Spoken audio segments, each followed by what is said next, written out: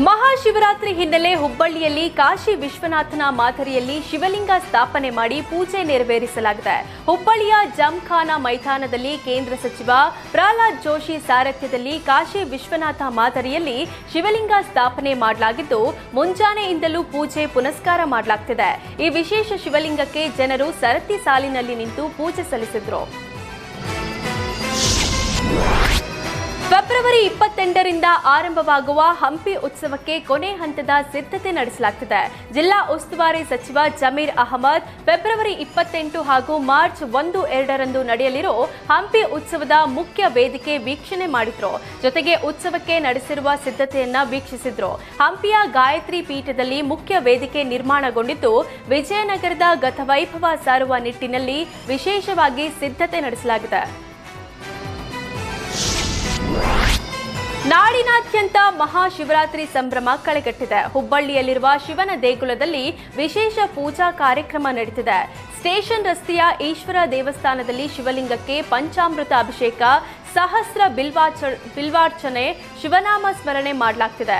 ಮತ್ತೊಂದೆಡೆ ಪ್ರಸಿದ್ಧಿ ಸಿದ್ದಾರೂಢ ಮಠದಲ್ಲಿ ಜಾತ್ರೆಯ ಸಂಭ್ರಮ ಮನೆ ಮಾಡಿದ್ದು, ಭಕ್ತ ಸಾಗರವೇ ಹರಿದು ಬರ್ತಿದೆ.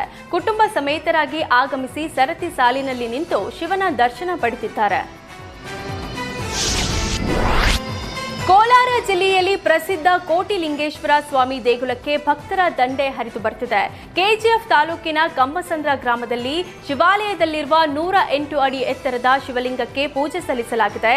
ಆಂಧ್ರ, ತಮಿಳುನಾಡು ಸೇರಿದಂತೆ ಹಲವು ಭಾಗಗಳಿಂದ ಕೋಟಿಲಿಂಗೇಶ್ವರ ದರ್ಶನಕ್ಕೆ ಜನರು ಆಗಮಿಸುತ್ತಿದ್ದಾರೆ. ಸಂಜೆ ಪರಮೇಶ್ವರನ ರಥೋತ್ಸವ ನಡೆಯಲಿದೆ.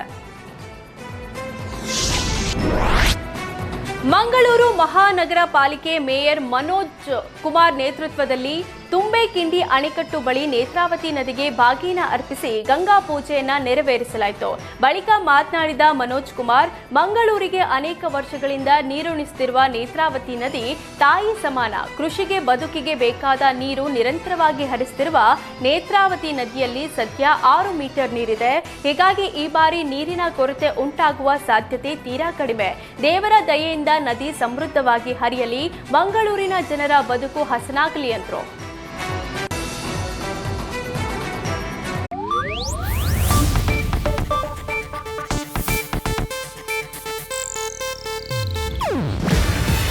ಇದು ಏಷ್ಯಾನೆಟ್ ನ್ಯೂಸ್ ನೆಟ್ವರ್ಕ್ ಪ್ರಸ್ತುತಿ. ನೀವು ನೋಡ್ತಿದ್ದೀರಾ ಏಷ್ಯಾನೆಟ್ ಸುವರ್ಣ ನ್ಯೂಸ್.